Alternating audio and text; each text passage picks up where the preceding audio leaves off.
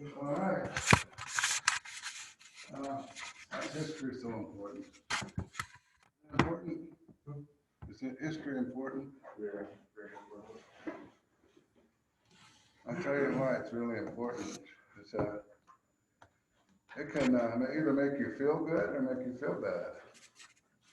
If you don't know your history, you don't know where your people came from.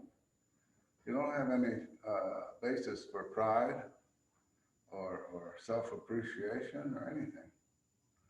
You're just kind of floating around, right? But if you know your history, you know where your people came from. And if you know true history, you'll know that everybody does some good things and some bad things. Everybody. Our people weren't perfect either, but they were also good people. A lot of people don't know that the Ute people are part of the Great Shoshone Nation. And that consists of, Eastern, Western Shoshone, Bannock, Ute, Goshute, Paiute, Comanche.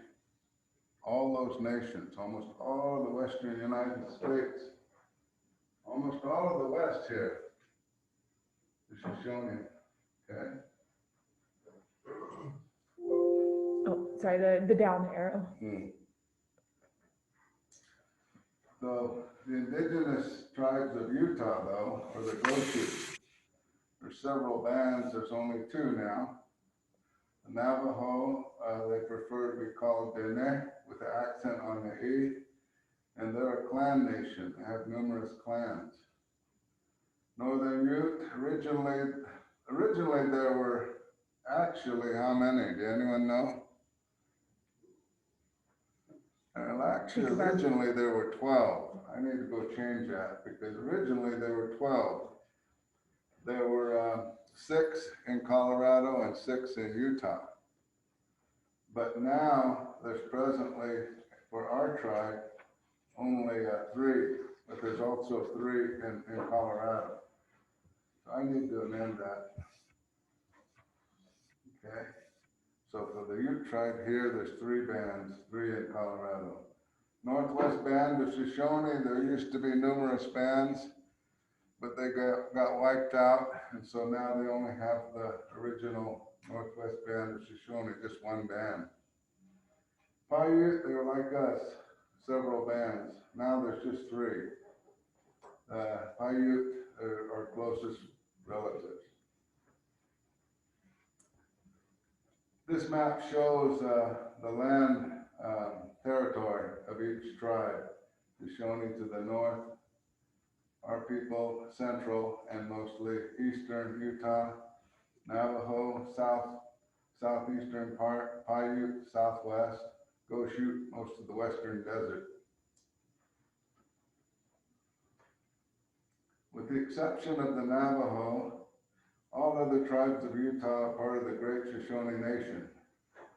Tribes which occupied most of western United States, they belong to the Utah second language family, which extends throughout most of the western states, extending south all the way to the Yucatan Peninsula.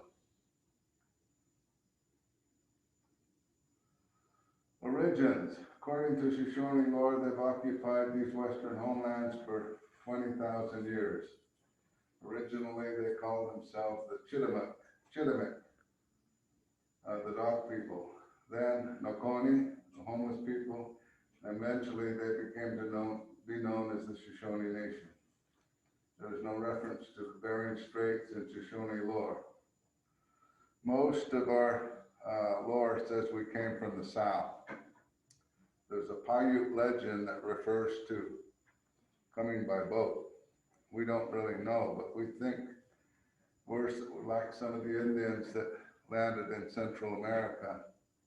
And then some of us went south and then came back up this way. Thousands of years ago, before the Ice Age. Thousands of years ago. See, here's the Chittimek people. Notice they branch out into 3 groups. Aztec, Nokoni, or Shoshone people, and the Hopi, the peaceful ones, the Moki. Those are our relations, our relatives, okay? Aztec people, Navoni, Hopis. Now, Chitimac is like a band of the Toltec people, the ancient people of Mexico and Central America. It's like a big nation, and they just broke off different bands. So ours is the Chitimac. And the Shoshone Nation here, it shows the, does this have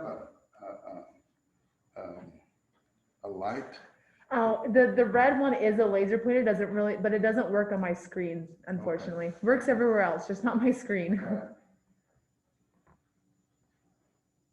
Shoshone, they call themselves Sedakara. That's their traditional name, Sedakara. They were called Sedakara before Shoshone. And Westerners refer to them as the Snake people, Snake Nation, after the Snake River. Okay. Bannock, also, Bannock, neck, snake, hair tossed over the head people, and over like this. Paiute, also earth eater, the people, Numa. Comanche, children of the south wind, all the way into Kansas. Ute people, the Sunland people, Utah. Okay. The snakes were the Shoshone proper.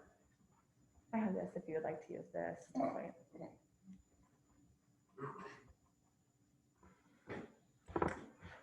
Now I mentioned Laura says 20,000 years, right? But scientific evidence says people have been here at least between 10 and 11,000 years. They found human remains in these caves up on the border, Utah-Nevada border. Smith, Danger, and Deer Creek caves.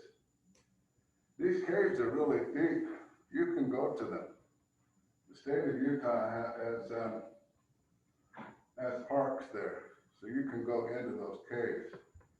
So human remains have been carbon dated to at least 11,000 years old. To put this in perspective is, what year is it this year? 2021. Well, this means we've only been keeping track for a little over 2,000 years, right? No, these people have been here 10, 11,000 years or more. Ice Age occurred when? About 9,000 years ago? 10,000 years ago? Well, these people were here before the Ice Age. Hard to believe, but that's carbon dated, that's scientific data. You'll hear Shoshonian people referred to as Numic people. That comes from this. We call ourselves Nuchi. Goshutes call themselves Niwi. Northern Paiute Numa. Southern Paiute Nuvi. Shoshone Nimi. So anthropologists refer to us as the Numic people. That's why. These are historical events. You should remember this one, 1776, for two reasons. Dominguez and Escalante were the first Europeans to explore Utah Valley. What's the other reason why we should remember that date? I'll give you a hint. 4th of July. 4th of July, we celebrate what? Oh, shoot. Oh, gosh. This country was once part of England, all right? The English were the first weren't the first here, but they were the first ones in the northern part, North America, to settle and claim this land. The Spanish were here much earlier. But anyway,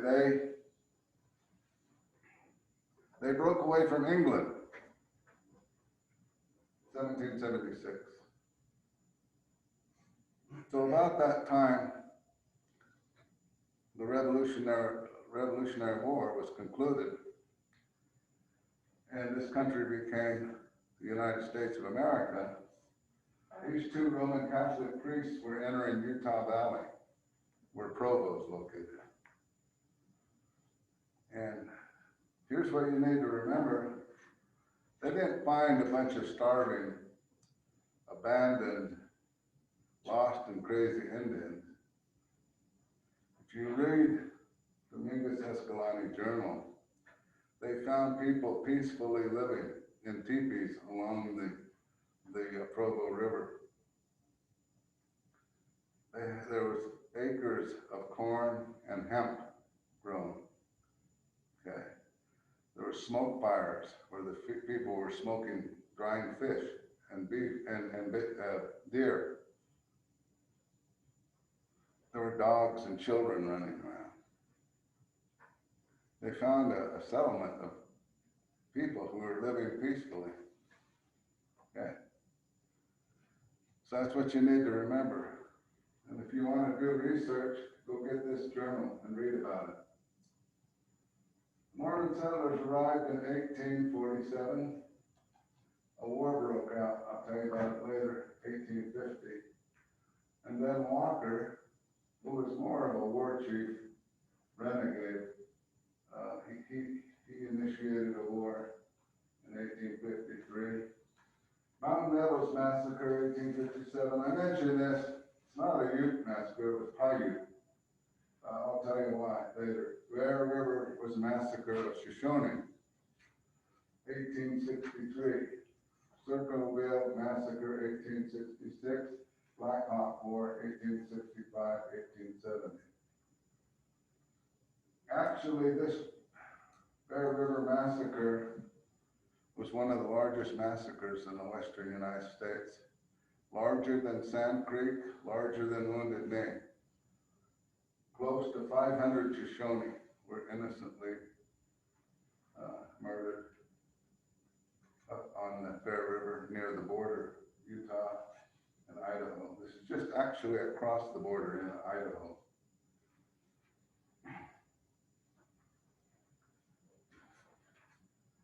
These are hand carts.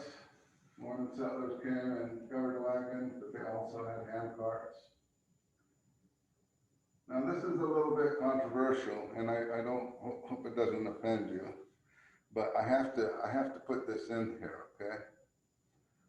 The dominant faith in our area is the Mormon Church. In the Book of Mormon, Nephi 2 states that among the Hebrew people there were two brothers, Nephi and Laman, and according to this belief, descendants of Laman became sinful and unpleasing to God, and God cursed them and their descendants with dark skin. These people came to be called Lamanites, and they're considered ancestors of American Indians and many of the Pacific Islander peoples. Regardless of connection with the Mormon faith, many of these descendants have suffered racism, dehumanization under the designation. DNA analysis by Southerton has disproved any evidence of Hebrew blood in the native people. So, this belief basically suggests that we are cursed due to sin. And here's the problem with that, and many problems. Number one, this story is not true.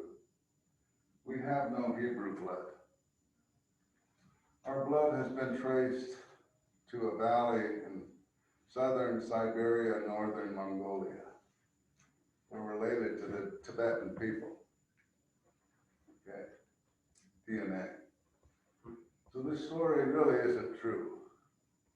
The danger here is if you start thinking that you are cursed or bad, the danger is you start wanting to destroy yourself. You think bad of yourself, kids destroy themselves. Don't do that. It's not true. We're not cursed. We have brown skin as a result of the environment we live in. And the environment through which our ancestors came here. Okay? It's not a curse. If I had a preference for skin, I would choose mammal skin. Why? It's the color of the earth, from where we come from, right? Remember this. Don't buy into the curse thing. Don't ever let your kids buy into that either. Okay? These people don't mean to hurt us. They don't realize that this belief is very destructive. They don't know that. Okay? They know not what they do. But I have pointed out to them numerous times, it's a dangerous concept. Utah's Indians. The territorial governor had said this, to have dominion over them for their good, which is the duty of the elders. You must not treat them as your equals. You cannot exalt them by this process. If they are your equals, you cannot rise them up to you. So that kind of attitude was kind of a superior perception of themselves, a dominating perception, and Indian people were viewed as less than, okay, or subordinate. And we were not to be treated equally. You can't do that anymore this day and age. There's too much diversity in the world. The world has changed. You have to treat everybody equal. If you don't, you'll suffer some consequences. Now you need to know that the people suffered as a result of the diseases brought over here. Most native people, in fact 90% of our people died due to disease, okay? Some warfare, yes, but mostly disease. This gives you an example. They died off about as fast as they went into the water. Now this is the hot sulfur springs in North Salt Lake Valley. When I was a kid, I went there. It was a resort, hot bath. They closed it in the 60s or 70s. And so I'm on the board, we're trying to restore it, okay? The Indians used to go there for healing. And some they buried and some they didn't bury. I helped to bury those that were left unburied. We burned 36 in one grave and 44 dogs in another. Their custom was to kill their dogs when their masters died. This was the first time measles appeared here. It was a new disease to them, and they did not know how to cure it, but they got it. Okay, John Netter, 1886. So, they say the population in the entire United States, native people, some people say 1 million, some people, anthropologists, said 18 million. What I do is go in between and say probably closer to around 9 to 10 million. Okay, 18 million seems high, 1 million is too low. And what we're saying here is that most of those native people died off due to disease. So that meant that there was, according to history, around the turn of the century, 1900, there was only 2,000 and 50,000 American Indians in the United States. There's only 250,000 Indian people. We almost got wiped out.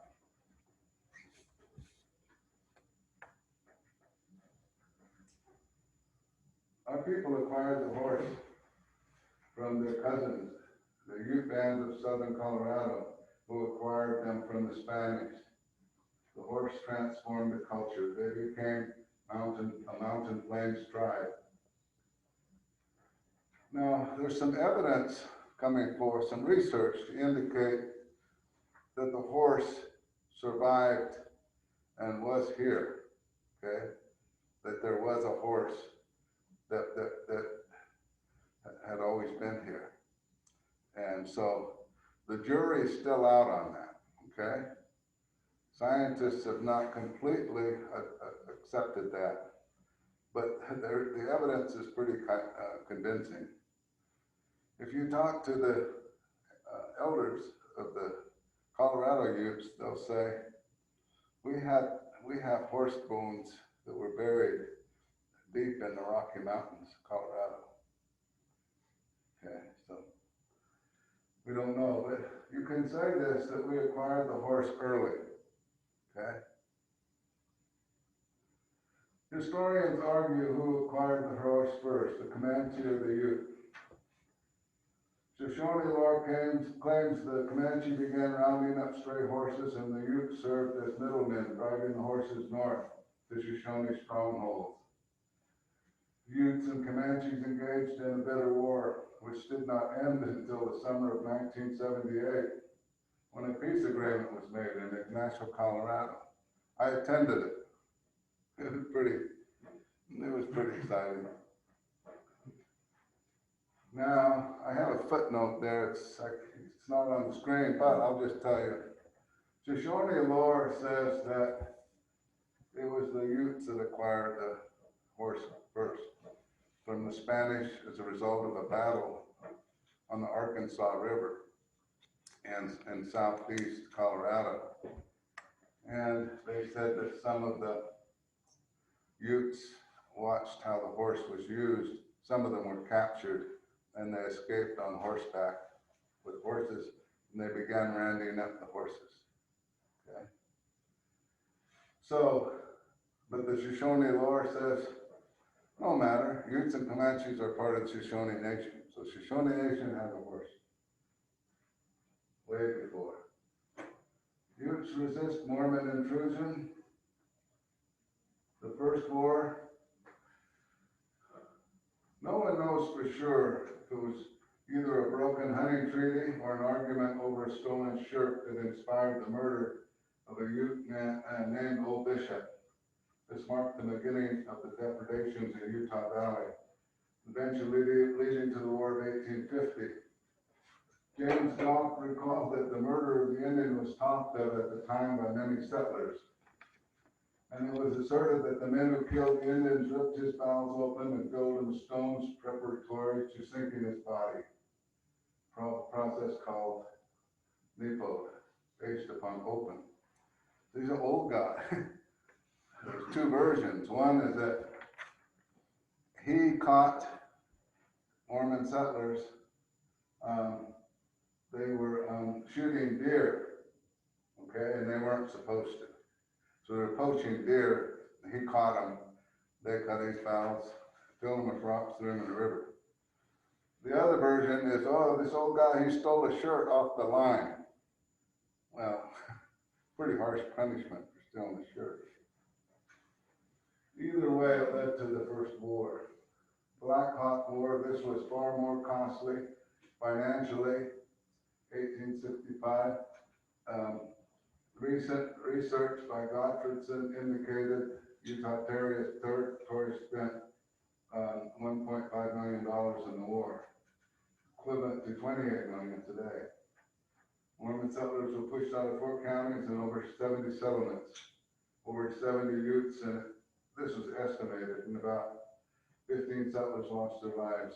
It resulted in our removal to the Uinta Valley Reservation, established by executive order of Abraham Lincoln, 1861. That's why we're here, our people, as a result of this, the Spanish Fork Treaty. Black Hawk was a, what do you call it, misnomer.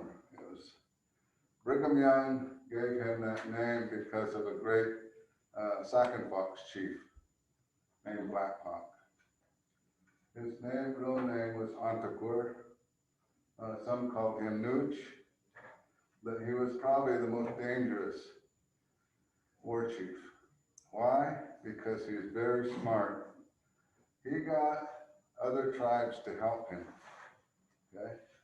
He got Paiutes, Navajo, Apache, and some Shoshone to fight with him And he wasn't really terrible, he wasn't a killer per se. What he would do is he would raid ranches, round up the livestock, feed the people because they were starving, replenish the horses, and any extra cattle, he would run them to Santa Fe and sell them. He's very smart. Probably the most dangerous war chief. Ute removal, original homelands, with all points south and east of central Utah, I showed you already. These were the Utah bands in Utah Valley, Sanpete Valley, home to the Winneats, Camumba, Ponawats, Timpanogos, Sandpitch, Powwow, and Chuberich bands of Utah Indians. They all lived in Utah. Huge influx of Mormon settlers, okay, basically infringed upon the traditional food gathering areas. Conflicts arose. Territorial governor negotiates a Spanish Fort Treaty.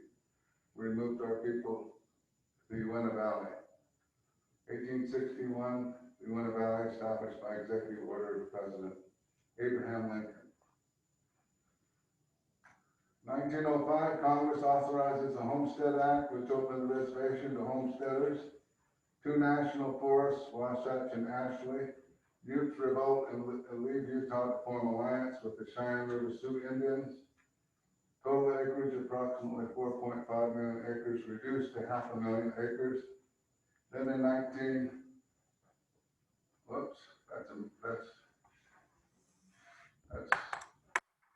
that's supposed to be 1964. That's a typo. Is that the Hill Creek one? Oh, 1948. Oh, This is supposed to be 48. yeah.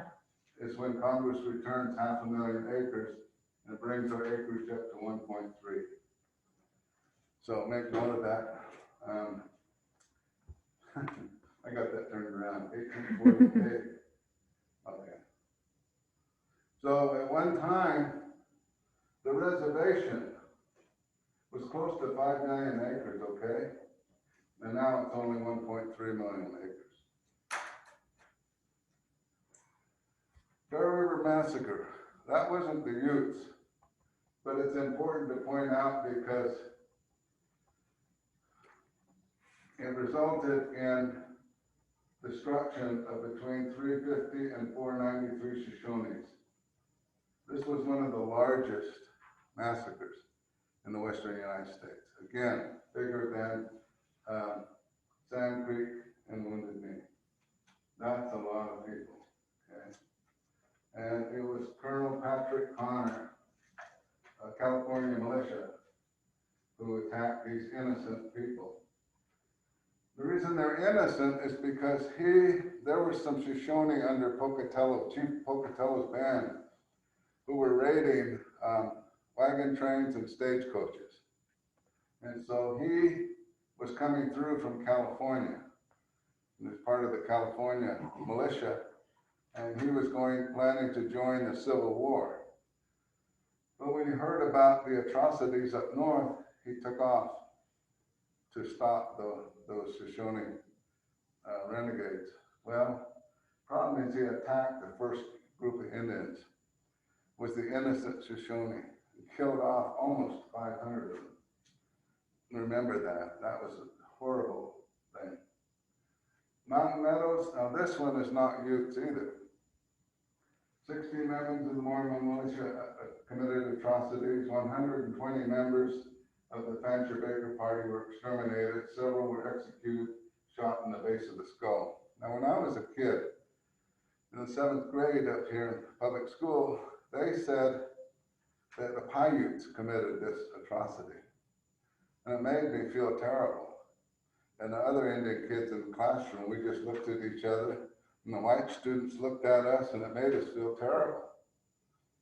And the reason I put that on there is because it was a lie.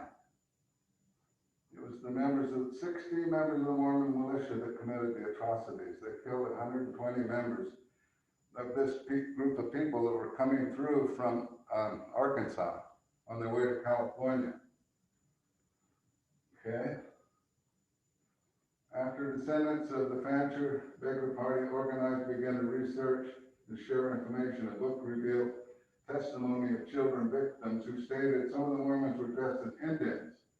They witnessed them washing the paint from their bodies. So they clearly attempted to blame this on the Indians. This old man, I knew him. He's passed on now. They said Indians don't believe they're dead like this. They started blaming the Indians for it. Paiute Indians around this area, they didn't know anything about what happened over there. They didn't even know nothing. There were no Indians around that place there. That's what takes place that time. That's Paiute Nation got blamed for that. This research reveals that there were some Indians there, but they were not, they were actually part of that group that was raiding up north. They were hiding out, and they were Shoshone. A couple of Shoshone were hiding out, and they may have been part of that.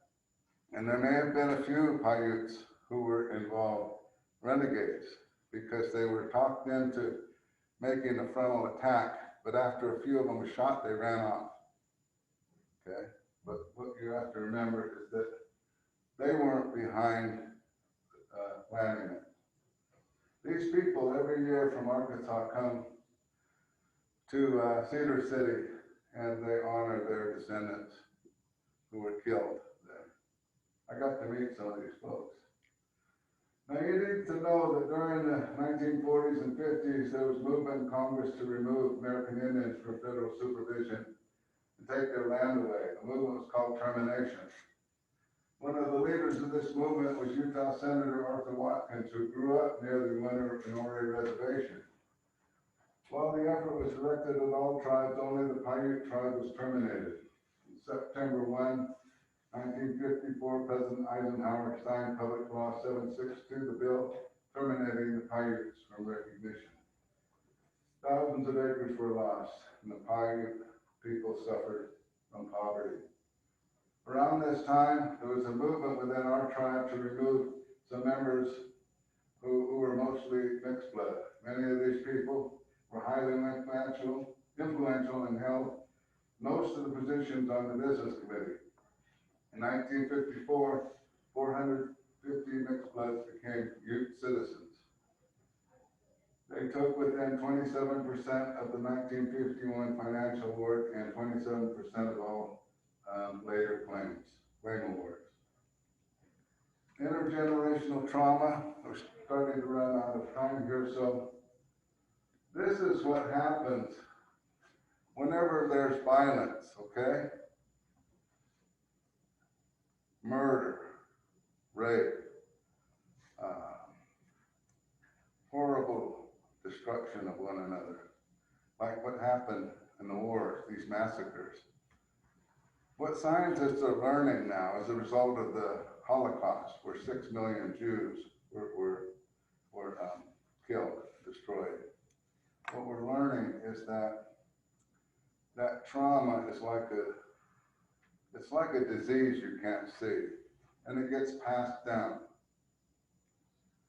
from generation to generation. And you have to heal it, okay? It's up to each person to heal. We get about 80% of that trauma from our ancestors. And we generate 10 to 20% due to our bad decisions. We generate trauma.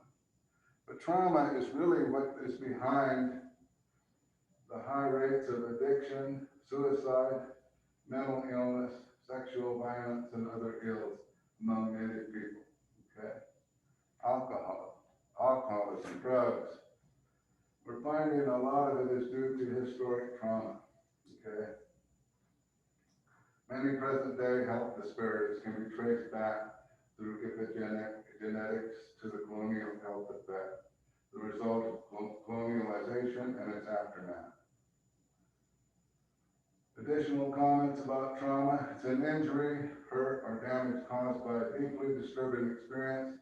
It can be physical, emotional, or spiritual, and it may have lasting effects. Trauma can be passed through the generations. For example, children of active alcoholics are more likely to become alcoholics themselves or marry an alcoholic, thus putting their own children at risk.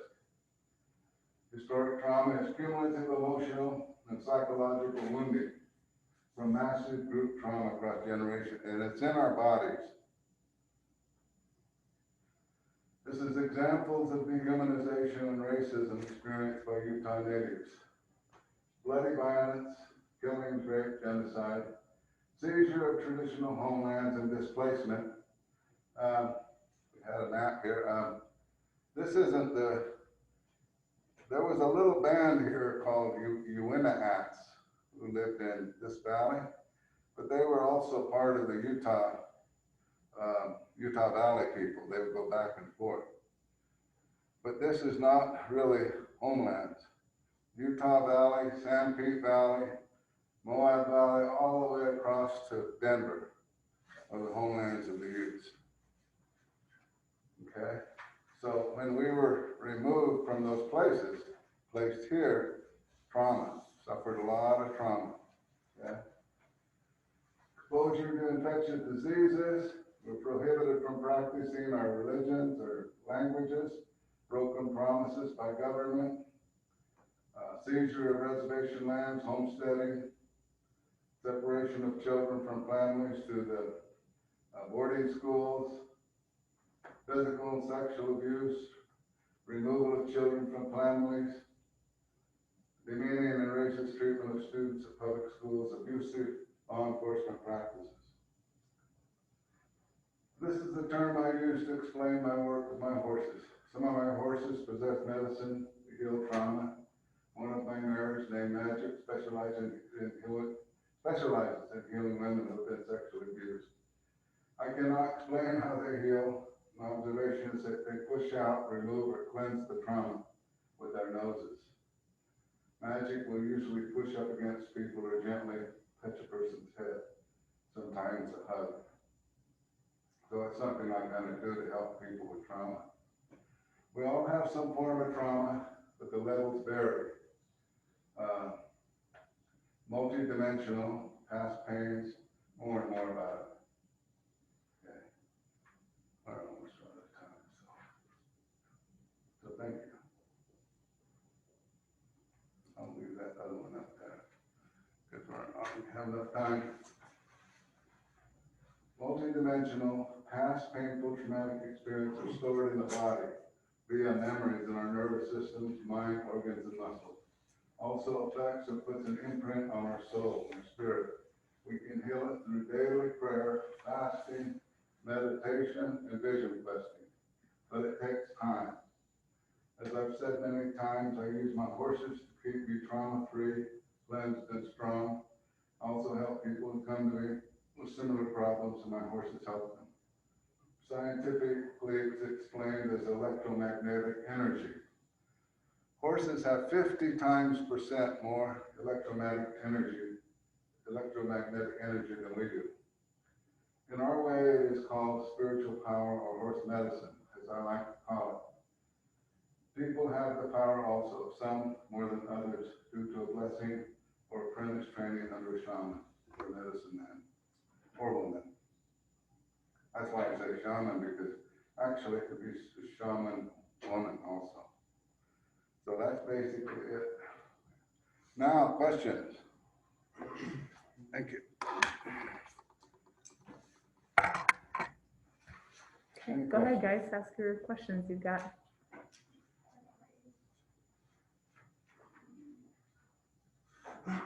What do you think would happen if you people didn't encounter the horses? They would not have, we would not have what we have today. The horses transformed our culture. We became very mobile and aggressive, and we were able to protect ourselves from invaders. And we were actually wealthy Indian people. What Dominguez and Escalante witnessed in Utah Valley was people who were really well off. They were not starving. They lived well. And so when I was in school, I was given the impression that we were starving, lost. savage people who were just kind of wandering around. And that's not true. Also, the people of Utes in Colorado lived well because there were a lot of resources there. Both states have a lot of wildlife. Utah Lake, you need to remember something. Utah Lake, there were Mormon settlers who wrote accounts that the river, the Provo River, was full of Bonneville cutthroat trout, as big as salmon. During the spawning season, people would wade in and just toss them out of the river. And they were huge. And the Utes would get them and they would fillet them and they would dry them under a fire. They would smoke them and store them for winter. And every fall, there was a great harvest when other Utes from Colorado would come to Utah and they would all catch the fish and smoke them and take them home. So it was a big get together. So Utah Lake at one time was one of the top 3 freshwater inland water fisheries in the United States, along with Pyramid Lake and one other lake, probably Tahoe, that were very healthy for fish. The Utah Lake was at one time was very, very a great resource. It's polluted now, and I've challenged students at BYU to clean it up, and they agree. They say, Mr. Cuch, we need to do that. But it's going to be a fairly challenging task to do that. But at least they're willing to try. At least that's all that matters is that they're trying. Yeah. Well. Any other questions? I have one from a student who actually just got checked out, who's in this class. She'd like to know, how did the Native American Church come into the Utes way? How did the Utes get the Native American Church? Okay. After, okay. Let's see, what was his name? Samuel Longbear was actually a Sioux Indian who was part of Sitting Bull's people. After Sitting Bull fled into Canada, some of his people left and came down here. Samuel was one of them.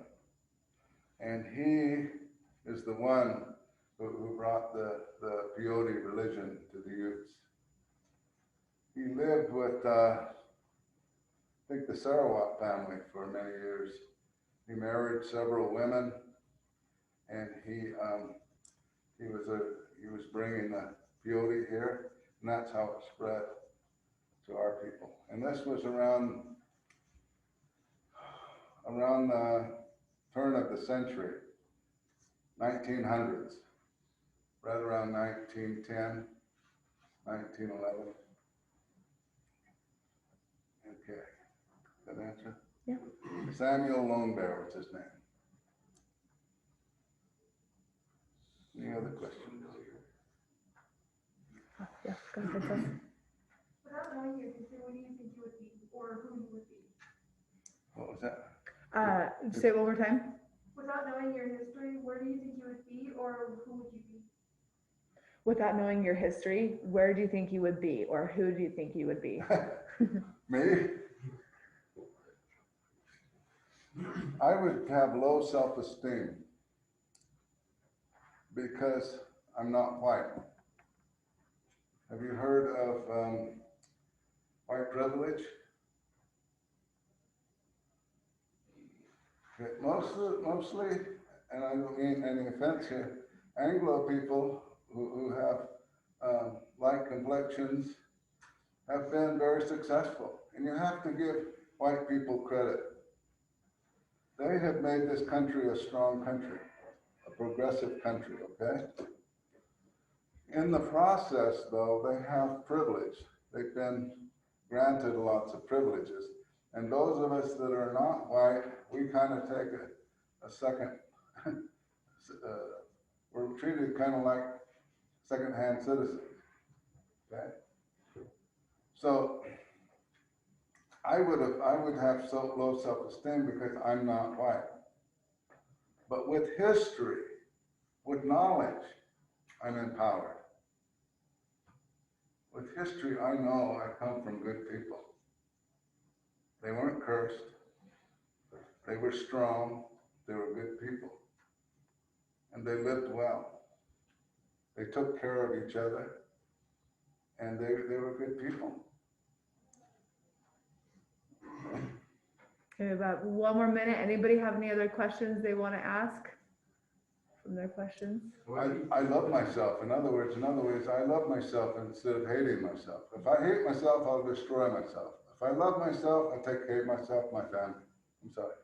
What would you think the people would live at if they wasn't sent to the Utah reservation? If they weren't on this reservation, well, if they weren't removed from their homelands, they would still be in the Utah Valley and Sand Peak Valley, and almost all of western Colorado. That was their homeland. Some of the most beautiful land in the country was owned by the Ute people. And the horse helped them defend from other tribes from invading and taking their land. And they did use the horse to resist Mormon settlers.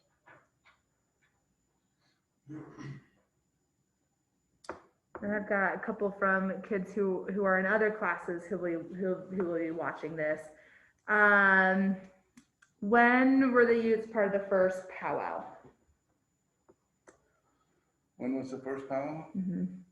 Don't really know for sure, but when I was a kid, we used to do what's called war dance or turkey dance. Nowadays up north they call it the chicken dance. Well, we were doing it when I was a kid in the 50s, 1955, 56, 57. My cousin Larry and I, and Stanford Boyd McCook, and Leo Patterson, and a few others. My Uncle Jasper, bunch of us, Bobby Cuch, Uncle Bobby Cuch, we all used to dance. And so we used to have a kind of a powwow here once in a while. That's when, as early as the 50s, but we didn't really get into the powwow culture until the 70s, 1970s. Okay. Francis Wyaskett was a tribal chairman at the time, and he was instrumental in us getting our own powwow started down here, the 4th of July powwow. Francis Wyaskett, he's someone I admired very much. Was that in the 70s as well? Was that in the 70s as well? When that started coming, 4th of July powwow, was that also in the 70s? From the 70s, yes. Okay. Yeah. Okay. All right. Well, you guys go ahead. If you guys could give him your thanks for coming here and talking to you guys. You're welcome. You're welcome. Keep learning more history. There's a couple other questions. I just want to get at least one from other kids who weren't here today because they're in other classes. I guess you can look through and answer whichever questions you would like to answer.